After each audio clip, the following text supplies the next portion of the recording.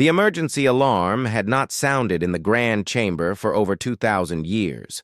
When it finally did, the sound echoed through the massive halls, like the cry of some ancient beast waking from a long sleep. Representatives from hundreds of species looked up from their work, their conversations dying mid-sentence as the red warning lights began to flash. High Counselor Vetherall felt her heart stop for a moment. She was old, even by the standards of her long-lived species, and she had served on the council for nearly 3 centuries. In all that time, she had never heard the emergency alarm. She had hoped she never would. Her translucent wings folded tight against her body as she made her way to the central platform. Around her, the chamber was filling with delegates, ambassadors, and observers from across the known galaxy.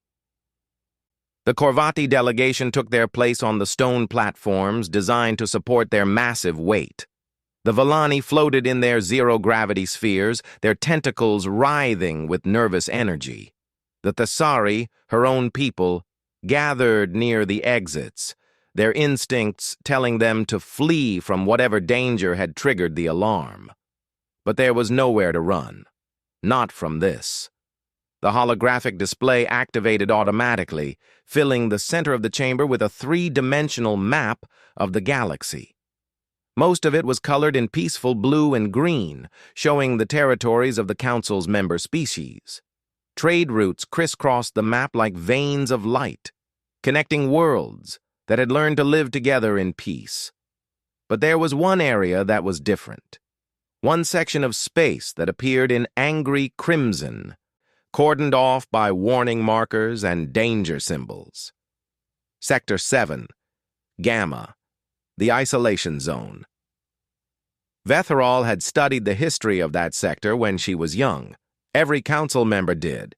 It was part of their education, a reminder of the dangers that lurked in the universe and the importance of eternal vigilance. But over time, the lessons had faded into legend. The younger species barely believed the stories anymore. They thought the isolation zone was just an old tale, a myth used to frighten children. They were about to learn how wrong they were. 3 cycles ago, Vetherall announced, her voice amplified through the translation matrix so that every species could understand her, our deep space monitoring stations detected movement within the isolation zone. The chamber fell completely silent. Even the Corvathi, who were known for their loud opinions, said nothing. They simply stared at the holographic display, watching as a small dot of light moved across the crimson sector. At first, we believed it was a sensor malfunction. Vetherall continued. The isolation zone has been sealed for 6,000 years. Nothing was supposed to be able to survive inside. Nothing was supposed to be able to get out. She paused, letting the weight of her words sink in. Then she changed the display, zooming in on the moving object. It was a ship, unlike anything in the Council's databases. Its design was angular and aggressive, with sharp lines and what appeared to be weapons mounted along its hull. It moved with a speed and precision that should have been impossible for any vessel of its size. "We were wrong," Vetherall said. "Something did survive. Something evolved, and now it is heading directly toward Council space." The Corvathi ambassador, a massive creature of living stone named Grathkor, rose from his platform. His voice rumbled like distant thunder. "What species built this vessel? What are we dealing with?" Vetherall had known this question would come. She had dreaded it for 3 cycles, ever since the first reports had reached her office. She had hoped she was wrong, had prayed to whatever gods might be listening that the censors had made a mistake. But the analysis had been clear. There was no doubt about what they were facing. "They call themselves humans," she said. The reaction was immediate. Several delegates fled the chamber, their survival instincts overriding their diplomatic training. Others began shouting, demanding explanations, information, action. The Villani representative coiled into a defensive ball, her tentacles wrapping around her body like armor. The Thessary guards drew their weapons as if expecting the humans to burst through the doors at any moment. Only Grathkor remained calm. His species lived for thousands of years, and he was old enough to remember the time before the quarantine. He had been young then, barely a century old, but he had seen the reports. He had watched the recordings. He knew exactly what humanity was capable of. "How did they escape?" he asked, his voice cutting through the chaos like a blade. Vetheral shook her head. "We do not know. The barrier was supposed to be impenetrable. Our best scientists designed it to last for eternity. But somehow, the humans found a way through." "Of course they did," Grathkor said. There was no anger in his voice. Only a grim acceptance. "That is what they do. They adapt. They overcome. They survive." He turned to face the other delegates, many of whom had never heard of humanity before today. "You young species do not understand what we are dealing with. You think the quarantine was an act of cruelty, a punishment for some ancient crime. It was not. It was self-defense. It was the only way we could survive." He activated his own display, showing images and recordings from 6,000 years ago. Ships burning in the void of space, planets devastated by weapons that should not have existed, armies that refused to surrender even when defeat was certain. "The humans are not like us," Grathkor continued. "They do not follow the same rules. They do not think the same way. When we encountered a problem we could not solve, we accepted our limitations. When the humans encountered a problem they could not solve, they changed the problem. They rewrote the rules of the universe itself, rather than admit defeat." Vetheral nodded. "The ambassador speaks the truth. Our records show that humanity developed technologies in centuries that took us millennia to discover. They adapted to environments that should have killed them. They formed social bonds so strong that they would sacrifice themselves for each other without hesitation." She changed the display again, showing the human vessel as it approached the edge of council space. It was still moving, still coming closer with every passing moment. "We have received a transmission from the vessel," she said. "They are requesting a meeting with the council. They wish to talk." The word hung in the air like a death sentence. For 6,000 years, the council had avoided talking to humanity. They had built a wall around them and hoped they would eventually die out. They had told themselves that it was the only option, the only way to protect the galaxy from a species that seemed designed to conquer it. Now that wall was broken, and humanity was coming. "What do we do?" asked a young delegate from a species Vetheral did not recognize. "How do we stop them?" Grathkor laughed, a sound like stones grinding together. "Stop them! Child, you cannot stop humanity. You can only hope to survive them." The chamber fell silent once more. And in that silence, every delegate wondered the same thing. What would the humans do when they finally arrived? Ambassador Kiranash had not slept in 4 cycles. Her body screamed for rest, but her mind would not stop racing. She was the council's chief historian, the keeper of records that stretched back 12,000 years. And right now, she was the only person in the galaxy who truly understood what was coming. The Archive of Forgotten Things was located deep beneath the Council's headquarters, in chambers that had been carved from solid rock long before most current member species had discovered fire. The air was cold and still, filled with the soft hum of memory cores that stored the collected knowledge of 1,000 civilizations. Kira Nash moved through the rows of crystalline containers, her long fingers brushing against surfaces that held secrets most people had forgotten existed. She was looking for one file in particular, a record that had been sealed with 17 separate encryption protocols, a level of security that was normally reserved for weapons of mass destruction or extinction-level threats. The file on humanity was both. She found it in the deepest section of the archive, hidden behind barriers that had not been opened in 6,000 years. The security systems recognized her authority and let her pass, though she could feel them scanning her, making sure she was who she claimed to be. Even after all this time, the Council did not want anyone accessing this information without proper authorization. The file activated at her touch, filling the chamber with holographic images and ancient recordings. Kira Nash watched them all, even though she had seen them before. She needed to remember. She needed to understand. 6,000 years ago, humanity had been just another young species taking its first steps into the universe. Their homeworld was a small blue planet in an unremarkable system, orbiting a yellow star that was not particularly bright or interesting. By the standards of the time, they should have taken thousands of years to develop spaceflight. They should have been primitive, easily managed, easily controlled. They were none of those things. The first contact had been an accident. A Korvathi survey vessel had suffered engine failure while passing through human space and had crashed on a moon near their homeworld.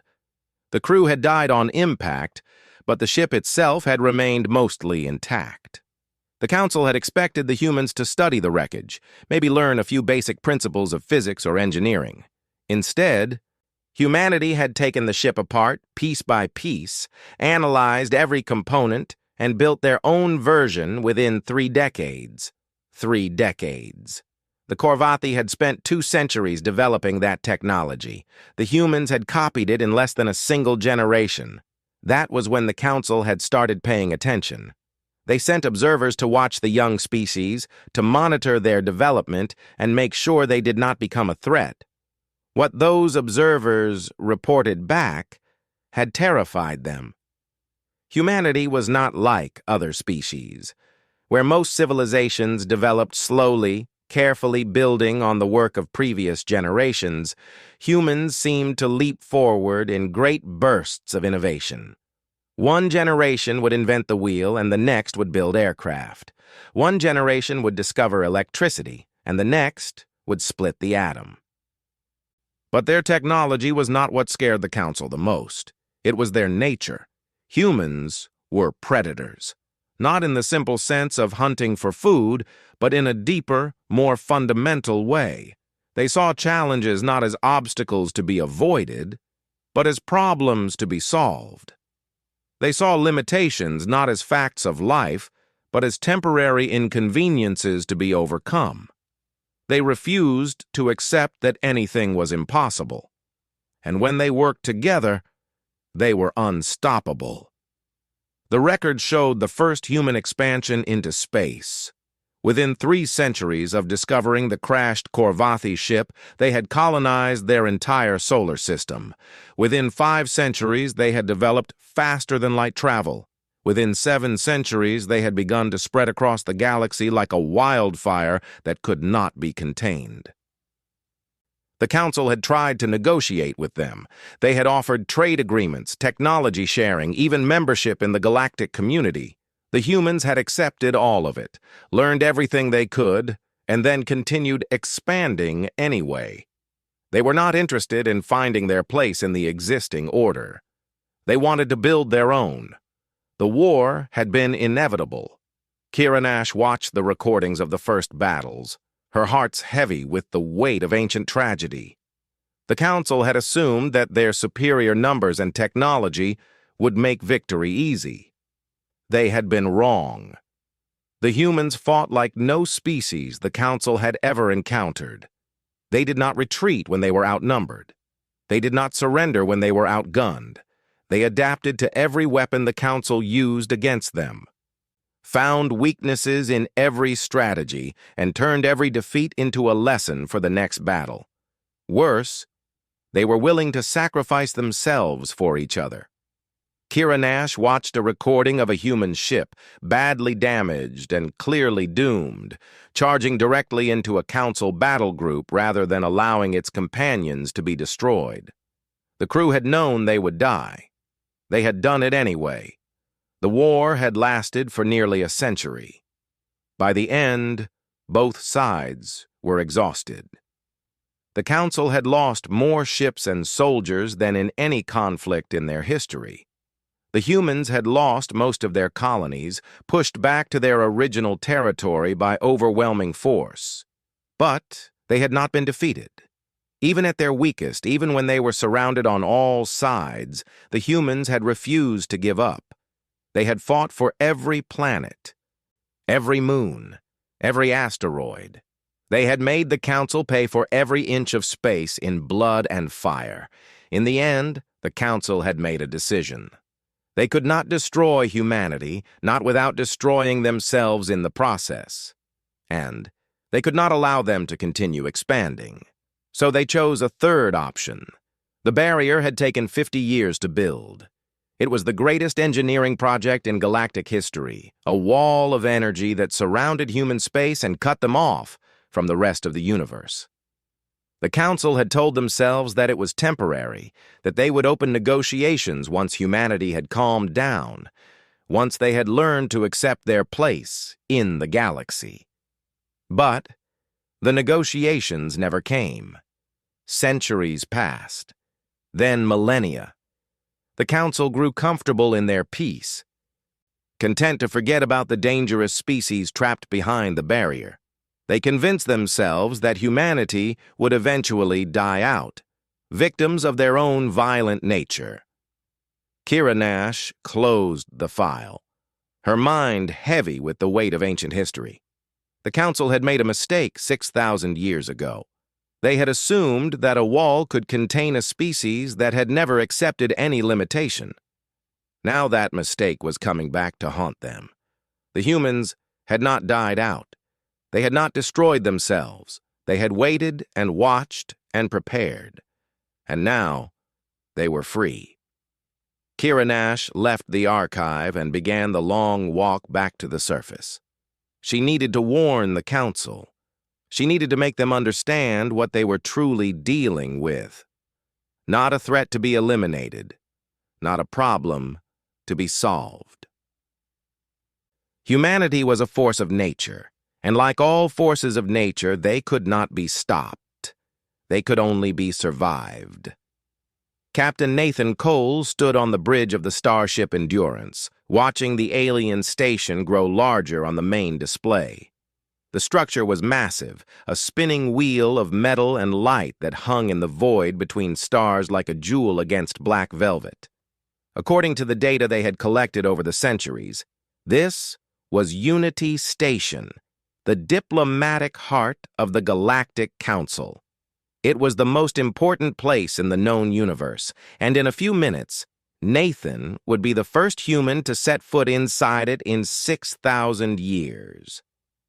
"All stations report ready," said Lieutenant Commander Maria Santos from her position at the tactical console.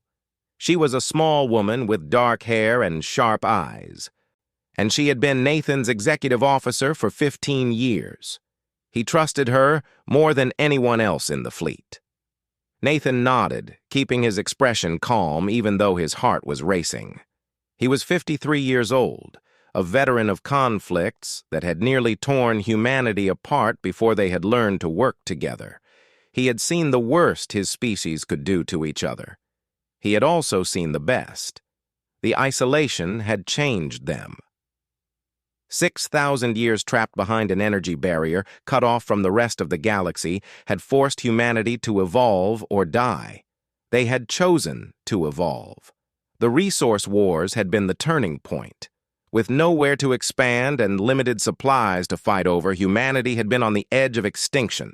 Nations had burned, billions had died. For a while, It had seemed like the Council's predictions would come true, that humans would destroy themselves without any outside help. But then something remarkable had happened. The survivors had looked at the ashes of their civilization and made a choice. They had decided that they would rather live together than die apart. It had taken centuries to rebuild, centuries of hard work, cooperation, and sacrifice, but humanity had emerged from the darkness stronger than ever before. They had developed technologies that could have conquered the galaxy. They had built ships that could cross the universe. They had become everything the Council had feared. And then, they had waited. "We're receiving a transmission," reported Communications Officer Daniel Park. He was young, barely 30, but he had one of the sharpest minds in the fleet. "They're ordering us to halt and prepare for inspection." Nathan allowed himself a small smile. "Open a channel."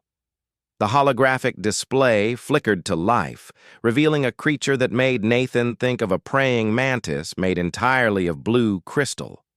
Its compound eyes reflected the light of 1,000 stars, and its mandibles clicked together as it spoke. "Human vessel," it said. Its voice filtered through translation software that humanity had developed by studying intercepted Council communications. "You have violated the terms of your containment. You will surrender your ship and submit to Council judgment." Nathan leaned forward in his command chair. He had practiced this moment in his mind 1,000 times, imagining what he would say, how he would say it. Now that the time had come, he found that the words came easily. "With respect, Counselor, we're not here to surrender. We're here to talk." The crystalline being paused, its mandibles stopping mid-click. Nathan could tell that it had not expected this response. It had probably expected threats, demands, maybe even an attack. Humans had a reputation, after all. A reputation that had been earned 6,000 years ago and never forgotten. "The Council does not negotiate with quarantined species," the alien finally said. "Then perhaps it's time to update your policies." Nathan kept his voice calm and friendly, as if he were talking to an old colleague rather than a representative of the civilization that had imprisoned his entire species. "We've spent 6,000 years watching you through that barrier. We found ways to observe your communications, track your ships, monitor your activities." He paused, letting that sink in. The alien's compound eyes widened slightly, which Nathan took as a sign of surprise. "We've seen your wars," he continued. "We've seen your famines, your plagues, your natural disasters. We've watched species go extinct while the Council debated whether or not to help them. We've seen civilizations fall because no one was willing to intervene." Nathan stood up from his chair and walked closer to the holographic display. "We have technologies that could help. Medical advances that could cure diseases your doctors have never been able to treat. Engineering solutions that could rebuild worlds devastated by war. Agricultural techniques that could feed populations that are starving right now while we speak."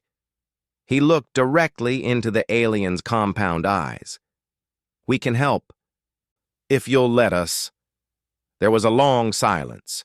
Nathan could hear his own heartbeat in his ears, counting the seconds as they passed.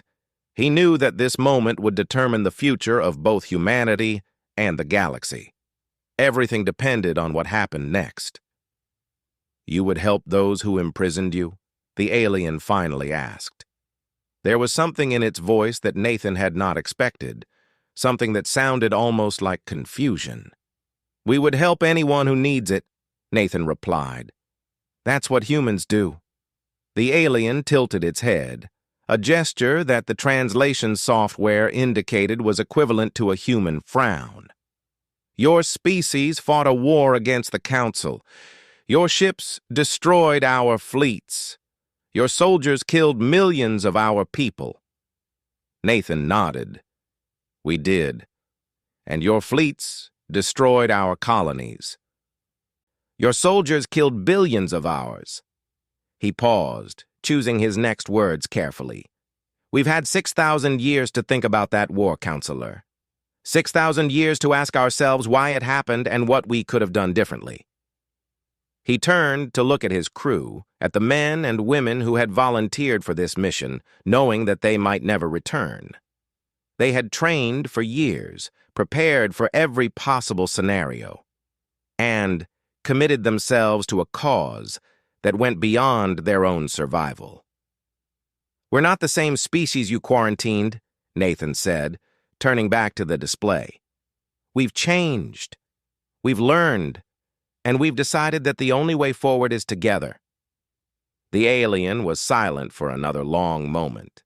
Then it spoke again, and this time, there was something different in its voice. Something that might have been hope. The Council will need to discuss this. There will be debates, votes, arguments. Many of our members still fear your kind. Nathan smiled. We understand. We're willing to wait. You've been waiting for 6,000 years. We can wait a little longer. Nathan returned to his command chair and sat down. We're not going anywhere. When the Council is ready to talk, we'll be here. The transmission ended, and the holographic display faded to black. On the bridge of the Endurance, the crew sat in stunned silence. They had just witnessed something that would change the course of history. Maria Santos was the first to speak. Do you think they'll agree? Nathan looked out at the alien station, still spinning in the void ahead of them. I don't know, he admitted. But we had to try. That's all any of us can do. He settled back in his chair, preparing for the long wait ahead. Humanity had survived 6,000 years of isolation. They could survive a few more days of uncertainty. And if the Council said no, well, they would cross that bridge when they came to it. That was the human way. One problem at a time. One step at a time. Always forward. Never back.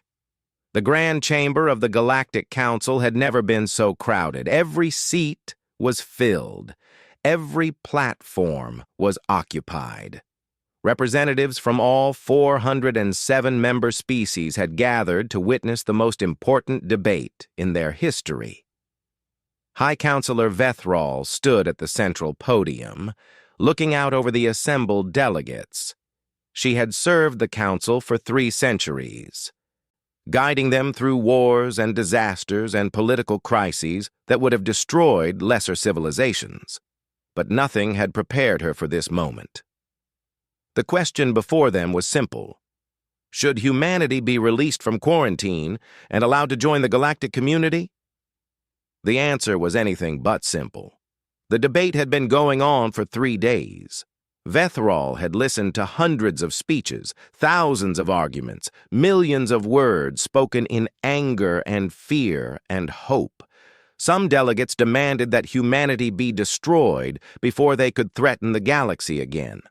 Others argued that the quarantine had been a mistake from the beginning, that the Council should welcome their long-lost neighbors with open arms. Most fell somewhere in between, uncertain of what to do and terrified of making the wrong choice. The Korvathi ambassador had been the most vocal opponent of releasing the humans. Grathkor was ancient by any standard, old enough to remember the war that had led to the quarantine. He had lost friends in that conflict, watched ships he had served on burn in the void of space. His hatred of humanity ran deep, and he made no effort to hide it. They are predators, he had thundered during his speech, his stone body trembling with rage. They do not think like us. They do not feel like us. They look at the universe and see only resources to be exploited, enemies to be conquered. If we release them, they will consume us all. Kira Nash had argued the opposite position. The historian had spent the past 3 days presenting evidence that humanity had changed during their isolation. She showed recordings of human cities, clean and prosperous and peaceful. She displayed data on their technological achievements, advances that could benefit every species in the galaxy.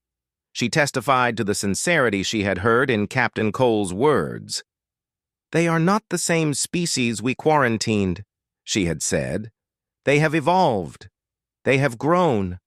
They deserve a chance to prove themselves." But it was the testimony of a minor species that finally shifted the balance. Ambassador Trelvix of the Morani was small, even by the standards of his insectoid people. He stood on a raised platform so that the larger delegates could see him, his antennae twitching nervously as he prepared to speak. The Morani were a dying race, their homeworld ravaged by a cosmic radiation event that had rendered their entire species sterile. Without intervention, they would be extinct within 3 generations. "The humans contacted us," Trelvix said, his voice barely audible even with the translation matrix amplifying it. "Somehow they found a way to communicate through the barrier. They knew about our situation. They knew we were dying." He paused, gathering his courage. What he was about to say would change everything. "They offered to help." The chamber erupted in chaos. Delegates shouted questions, demanded explanations, accused the Morani of lying or treason or both. Grathcor rose from his platform, his massive form casting a shadow over half the chamber. "Impossible," he rumbled. "The barrier was designed to prevent all communication. How could the humans have contacted you?" Trelvix met the Korvathi's gaze without flinching. "I do not know how they did it, Ambassador." "But they did. They sent us detailed medical data, research protocols, genetic treatments that our own scientists had never considered." He produced a small device from beneath his robes and activated it, projecting an image of a research station orbiting a blue-green world. "This is our homeworld. 3 months ago, a human ship appeared in our system. They came bearing gifts." The image changed, showing humans and Morani working side by side in a laboratory. The humans towered over the small insectoids, but they moved carefully, gently, treating their hosts with obvious respect. "Their scientists are working on a cure for our condition," Trelvix continued. "They believe they can reverse the damage, restore our ability to reproduce. They have asked for nothing in return." Silence fell over the chamber. Even Grathcor had nothing to say. 6,000 years ago," Trelvix said, "my people voted in favor of the quarantine. We were afraid. We believed the stories about human violence and aggression. We thought we were protecting ourselves." He lowered his antennae in a gesture of shame. "We were wrong. We condemned an entire species to imprisonment based on fear, not evidence. And now, when we are the ones dying, they have come to save us." He looked around the chamber, meeting the eyes of delegates from 100 different species. "I do not know if the humans can be trusted. I do not know if releasing them is the right decision. But I know this: they had every reason to hate us, and instead, they chose to help. That means something. It has to mean something." The vote was called an hour later. Vethral watched the numbers appear on the central display, her hearts beating so fast she thought they might burst. The decision would require a simple majority, 204 votes in favor. The final count was 216 to 191. Humanity was free. Vethral announced the decision with visible reluctance. She was not sure they had made the right choice. She might never be sure. But the council had spoken, and their word was law. "The quarantine is hereby lifted," she declared. "Humanity will be permitted to enter galactic space and open negotiations for full membership in the council." She paused, looking out at the assembled delegates. Some were celebrating, others were weeping. A few had already left the chamber, unwilling to witness what they saw as the beginning of the end. May the stars forgive us, she added quietly, if we have chosen poorly. In orbit around Unity Station, Captain Nathan Cole received word of the vote. He stood on the bridge of the Endurance, surrounded by his crew, and allowed himself a moment of pure, overwhelming relief. They had done it. After 6,000 years, humanity was finally free. Maria Santos appeared at his side, her eyes bright with unshed tears. "What now, sir?" Nathan looked out at the stars, at the vast and ancient galaxy that was now open to his people for the first time in millennia. There was so much to do, so many wrongs to right, so many bridges to build. "Now," he said, "we proved that they made the right choice." 1 year had passed since the vote, and the galaxy was unrecognizable. Admiral Nathan Cole stood on the observation deck of Unity Station, watching ships from 100 worlds pass by in an endless dance of light and metal. The station had once been a symbol of the Council's power, a place where the fate of civilizations was decided by beings who had never known true hardship. Now, it was something else entirely. Now, it was a symbol of hope. The changes had begun slowly at first. Human medical teams had deployed to 17 worlds, treating diseases that had been considered incurable for millennia. Their doctors worked alongside alien physicians, sharing knowledge and techniques that had been developed during the long years of isolation. Plagues that had claimed millions of lives were stopped in their tracks. Conditions that had doomed entire species were suddenly treatable. The Morani were the first success story. The human research team had delivered on their promise, developing a treatment that reversed the radiation damage to their reproductive systems. For the first time in 3 generations, Morani children were being born. Their population, which had been declining toward extinction, was growing again. Ambassador Trelvix had wept when he received the news. He had come to Unity Station personally to thank Admiral Cole, standing before him with tears streaming down his small face. "You saved us," he had said. "You saved my people." Nathan had simply nodded and offered his hand. "It's what we do." The engineering teams had followed close behind the medical ones. Human technology, developed over 6,000 years of necessity and innovation, proved to be exactly what the galaxy needed. Worlds devastated by natural disasters were rebuilt in months rather than decades. Infrastructure that had been crumbling for centuries was replaced with systems that were more efficient, more durable, and more sustainable than anything the Council had ever produced. The diplomats had perhaps the hardest job of all. Centuries of conflict between various species had left deep wounds that were not easily healed. But the humans approached each negotiation with the same patience and determination that had defined their entire history. They listened more than they spoke. They sought to understand rather than to judge. And slowly, painfully, they helped former enemies find common ground.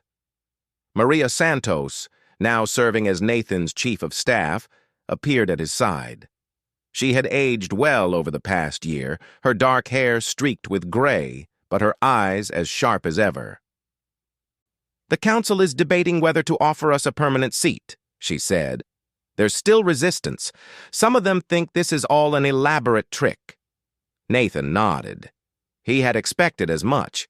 6,000 years of fear and suspicion could not be erased in a single year. There were still species who remembered the war, who had lost loved ones to human weapons, who could not bring themselves to trust the beings who had once been their enemies. "Let them think what they want," he replied. "We're not here to conquer anyone. We never were." "Then why?" Maria asked. It was a question she had asked before, but she never seemed satisfied with the answer. "Why help species that tried to exterminate us? Why save civilizations that voted to imprison us forever?" Nathan was quiet for a long moment. watching the lights of 1,000 ships against the backdrop of infinite stars. Below them, a human hospital ship was docking alongside a Corvathi freighter. The two species had been enemies 6,000 years ago. Their ancestors had killed each other by the millions. Now they were working together to deliver medical supplies to a colony on the edge of known space. "Because someone has to be better," he finally said. "Someone has to break the cycle." He turned to face her, his expression thoughtful. "The Council imprisoned us because they were afraid. They were afraid because they didn't understand us. They didn't understand us because they never gave us a chance." He gestured at the viewport, at the endless expanse of stars and ships and stations that represented the galactic community they had once been cut off from. "We're giving them that chance now, not because they deserve it, but because it's the right thing to do. That's what makes us human." Maria smiled, though there was sadness in her eyes. "Not everyone back home agrees with you. There are plenty of people who think we should have come out of that barrier with guns blazing, made them pay for what they did to us."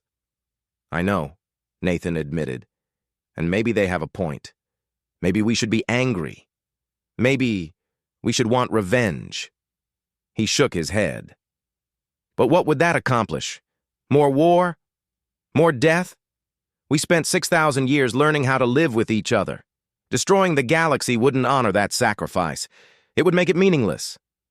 In the Grand Chamber below, High Counselor Vetherall was preparing to call another vote. This time, the question was different. This time, the Council would decide whether to offer humanity a permanent seat among their ranks, a voice in the decisions that shaped the future of the galaxy. A year ago, such a vote would have been unthinkable. The very idea of humans participating in council affairs would have been met with horror and outrage, but things had changed. Humanity had proven themselves, not through conquest, but through compassion. Grathkor was the first to speak. The ancient Corvathi had been humanity's most vocal opponent during the initial debates. He had argued for their destruction, warned that releasing them would doom the galaxy. He had been wrong. "I have lived for 3,000 years, he said, his voice filling the chamber like rolling thunder. "I have seen empires rise and fall. I have watched species destroy themselves and each other. I thought I understood the nature of the universe." He paused, his massive stone body shifting on its platform. "I was wrong. The humans have shown me something I never believed possible. They have shown me that mercy is not weakness, that forgiveness is not surrender, that the greatest victory is not defeating your enemy, but making them your friend."